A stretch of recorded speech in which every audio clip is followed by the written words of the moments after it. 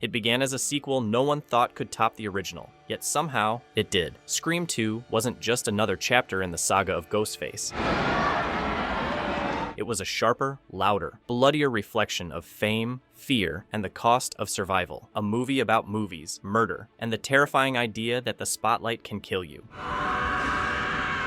From secret scripts to real campus scares, this film turned its own success into its next weapon. So lock the doors, silence your phone, and settle in, because this time, the horror followed them to college. These are 20 weird facts about Scream 2. Number 1. Early drafts of the film's climax revealed an even more audacious plan. There was to be a third Ghostface, perched high in a campus bell tower, silently watching as the carnage drew to its end. The tower scene would have teased that the killer network was bigger, the danger more far-reaching than just two masked figures. While that version never made it to screen, the sequence was dropped for timing and tone. The fact it was ever planned adds a layer of what if to the movie. The end you saw wasn't the only one they sketched. It was the most polished version of several possibilities. Number 2. In one of the darkest and most shocking moments of Scream 2, film student Randy Meeks, everyone's favorite horror nerd, meets his brutal end inside a campus news van. But hidden in plain sight during that sequence is a subtle piece of foreshadowing almost no one caught on first viewing. A faint smear of lipstick on Randy's hand. That tiny trace wasn't random. It was a quiet nod that the true identity of one of the killers is a woman. The lipstick mark acts as a breadcrumb in Craven's intricate web of misdirection. It's the kind of blink and you miss it clue that rewards obsessive rewatchers, proving once again that in Scream, nothing is accidental, not even the blood. Number 3. When the lights dimmed for Scream 2's chaotic stab premiere sequence, the popcorn flying, knives flashing, audience screaming, one of those moviegoers wasn't an actor at all. She was a real fan. Her name was Paulette Wilson, and she'd won an MTV contest that promised a cameo appearance in the most anticipated horror sequel of the decade. On set at the Rialto Theater in Los Angeles. Thank you. Hi, here you go. What's this? Stab souvenirs the studio sent them. Paulette was dressed in black, stationed at the entrance, and handed out plastic Ghostface masks to extras flooding into the fake movie screening. For one surreal night, she lived inside the movie everyone else would only watch. A horror fan turned background survivor, frozen forever in one of the genre's most iconic openings. Number 4. Before Scream 2 became Scream 2, it went through a flurry of alternate names that sound like inside jokes from a film school brainstorming session. Among them, Scream, the sequel, Scream Louder, and even Scream Again. Each option captured a different flavor of meta-irony. The filmmakers knew audiences would expect a wink at the conventions of sequels, and they played right into it. Marketing teams mocked up fake posters under these working titles while Wes Craven and Miramax debated how self-aware was too self-aware. In the end, simplicity won. They dropped the subtitle gimmicks, stuck with Scream 2, and let the movie's attitude do the talking. Sometimes the boldest move is not to scream louder, but sharper. Number 5. By the late 90s, Sarah Michelle Gellar was already TV royalty, fresh off Buffy the Vampire Slayer when she joined Scream 2. But here's the strange part. She signed on without knowing which character she'd play. The sequel was so secretive after its script leak that roles were withheld even from incoming cast. Gellar accepted purely on faith, trusting Wes Craven and Kevin Williamson's reputations. When she finally arrived on set, she learned she'd be filming one of the film's most memorable deaths. Cece Cooper, the sorority girl, hurled off a balcony. In a movie about trust and deception, Gellar's real-life leap of faith mirrored the story itself, signing on to die in a film where even the script was a mystery. Number 6. Picture this. The team behind the first Scream is already basking in unexpected success, and the idea of a sequel begins to swirl in whispers. The writer, Kevin Williamson, had even tacked on 5-page treatment ideas for follow-ups before the first film had even hit theaters. By the time they greenlit Scream 2, a full script already existed, but then disaster struck. That script was leaked online, revealing key details, including the killer's identities. With the ending spoiled, the production scrambled. Filming on campus and theater sets continued, while Williamson frantically rewrote large swathes of the story, altering the climax, shifting characters' arcs, and even changing who the killers were. The pressure was enormous. The team had to reinvent the film mid-shoot, all to keep the surprise intact. When you watch the credits, you're really witnessing a patched-together facade of the clean, slick sequel the studio hoped for. The leak didn't just threaten spoilers, it reshaped the movie. Number 7. In one of the most peculiar moments of Scream 2, Randy Meeks, played by Jamie Kennedy, suddenly switches into an English accent mid-conversation.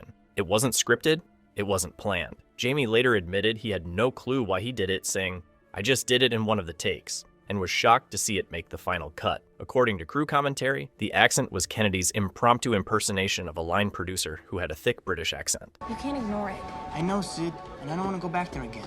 Can't we just go back to our pseudo-quasi-happy existence? Hello, Derek, how you doing? Wes Craven found it hilarious and decided to leave it in. The moment stands out, a burst of improvisational weirdness in an otherwise tightly wound meta-horror, showing how chaos and comedy slipped through even the sharpest editing blade. Number 8. While most horror sequels focus purely on the scares, Scream 2 pivoted into a dual assault, tension on screen and music in the charts. The official soundtrack was released in November 1997 and featured 15 songs across rock, R&B, and rap. It hit the Billboard 200, peaked around number 50, and was certified gold. Over 500,000 units moved. That's almost unheard of for a slasher flick, especially one that released less than a year after its predecessor. This wasn't just a background score.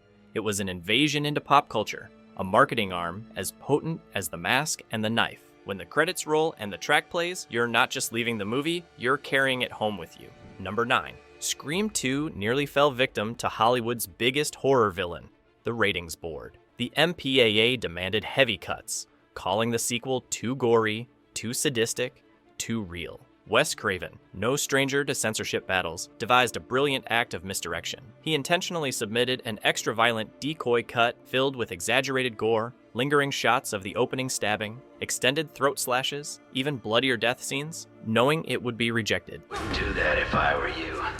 Then, when he resubmitted his preferred version, the MPAA found it tame by comparison and passed it. It was a sly, psychological tactic that only a veteran like Craven could pull off. The irony? The version audiences saw was already toned down, proof that horror's sharpest weapon isn't the knife, but the mind behind it. Number 10. When Scream 2 was set for release on December 12th, 1997, it wasn't just another horror sequel, it was a cinematic event big enough to rattle Hollywood's schedule. According to production reports, its release date forced two massive films, Titanic and Tomorrow Never Dies, to shift their premieres to avoid going head-to-head with Ghostface. Think about that. A slasher sequel with a modest $24 million budget had major studios repositioning their tentpoles out of caution.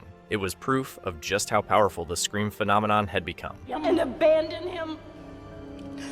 The genre that once lived in midnight screenings was now dictating box office strategy. When Scream 2 hit theaters, it didn't just slice through victims. It carved out its own weekend in film history. Number 11.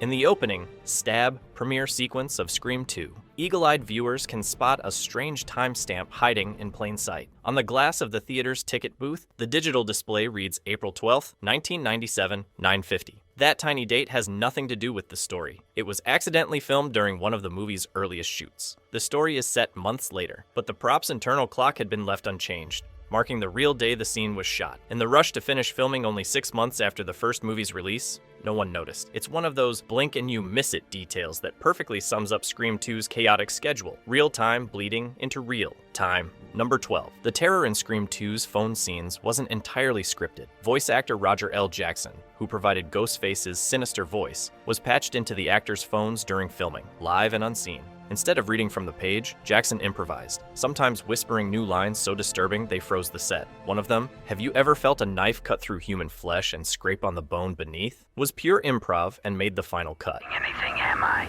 You three. The actors never knew what he'd say next. Their reactions were real, startled, terrified. Craven loved the raw authenticity. In a franchise built on meta-horror, these calls blurred the line between performance and panic. The voice on the phone wasn't acting, it was hunting. Number 13, Scream 2's chilling score might sound completely original, but listen closely during Dewey's scenes and you'll hear something unexpected. A piece of music lifted straight from another blockbuster. What are you doing here? I was worried The about... haunting, twangy guitar theme that follows Dewey around isn't Marco Beltrami's composition at all. It's actually Hans Zimmer's work from 1996's Broken Arrow, performed by guitarist Dwayne Eddy. The story goes that Beltrami's score was still being finalized, so editors temporarily used Zimmer's cue during early test screenings. Audiences loved it. The melody felt heroic, yet melancholic, perfect for Dewey's wounded, stubborn resilience.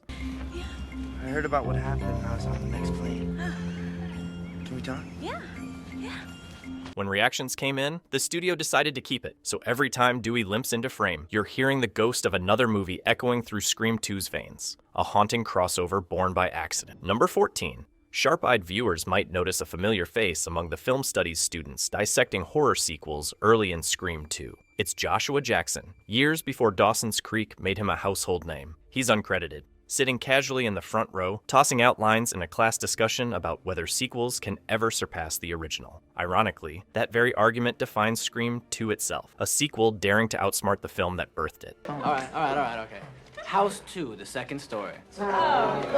Jackson wasn't yet a star, but his cameo became a time capsule, a rising actor caught mid-ascent, forever linked to the movie that turned its own classroom into a horror prophecy about fame, formula, and fate. Number 15. After the original Scream 2 script leaked online, Wes Craven and Kevin Williamson treated the sequel like a top-secret government project. Every script copy was printed with burgundy covers and black diagonal lines across each page to prevent photocopying. Crew members had to sign confidentiality agreements just to read their lines, and actors were only given the pages relevant to their scenes.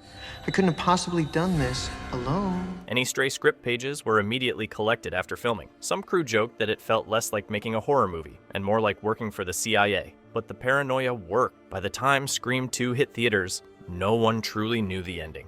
In a franchise about secrecy, the production became its own meta-thriller. Number 16. One of the unspoken rules of the early slasher formula is the killer in a house setup. Yet Scream 2 throws that out the window. The first two murders occur not in a suburban home, but inside a movie theater, first in a bathroom, then in the auditorium itself. That bold choice sends a clear message. This sequel isn't going quietly, it's amplifying. There's something unsettling about a killer hiding in plain sight in a place of community and entertainment, a place meant to hold safety and laughter. And instead, the shadows stretch right into the popcorn line. The film breaks the mold and uses that space of light and darkness to elevate its fear. The house is no longer the setting, the theater is. Number 17. Buried in the Scream.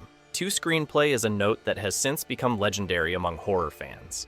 In place of a detailed scene description, writer Kevin Williamson simply typed, "Wes Craven will make it scary." That single sentence wasn't laziness, it was confidence. Williamson knew that no matter what he could write, Craven's instincts for suspense were unmatched. It was a creative shorthand between two masters, a writer trusting a director to transform words into dread. And true to form, Craven did. The sequence became one of the film's most chilling, crafted not from ink on a page, but from camera movement, silence, and timing. Sometimes the scariest direction isn't written, it's understood. Number 18. By the time Scream 2 hit theaters, Ghostface had escaped the movie. The mask, originally a cheap novelty found by the production team in a North Carolina house, had become a real-world Halloween sensation. Stores everywhere sold it in bulk, and kids flooded the streets wearing the same face that terrified audiences a year earlier. Wes Craven leaned into the phenomenon, writing it directly into the sequel. In the opening stab premiere sequence, audiences within the film are wearing Ghostface masks, waving fake knives, and cheering as blood sprays across the screen. What started as a prop became part of pop culture, and Scream 2 blurred the line between cinematic horror and real-world fandom.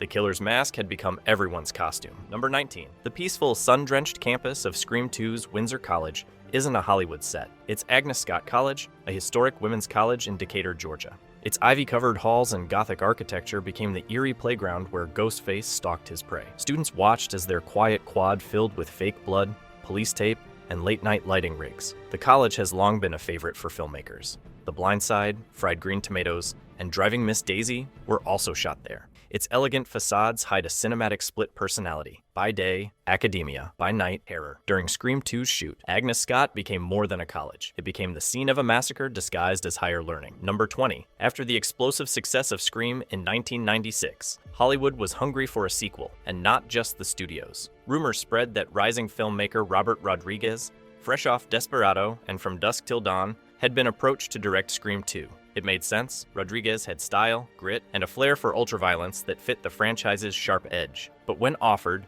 he turned it down, out of respect for Wes Craven, whose fingerprints defined modern horror. Rodriguez reportedly admired Craven's vision too much to interfere with his legacy. Ironically, his name still appears in the movie. The film within the film stab credits Rodriguez as its fictional director, a clever tribute to the filmmaker who said no. From leaked scripts to haunted campuses, from fake directors to hidden clues, Scream 2 proved that lightning can strike twice and cut even deeper. Every sequel since has been chasing its blend of satire and screams, but here, the mask still fits perfectly. If you love diving behind the scenes of horror's most self-aware sequel, hit subscribe, give this video a like, and tell us which horror movie you want us to unmask next. Until then, keep your doors locked, your popcorn ready, and remember, the call's always coming from inside the sequel.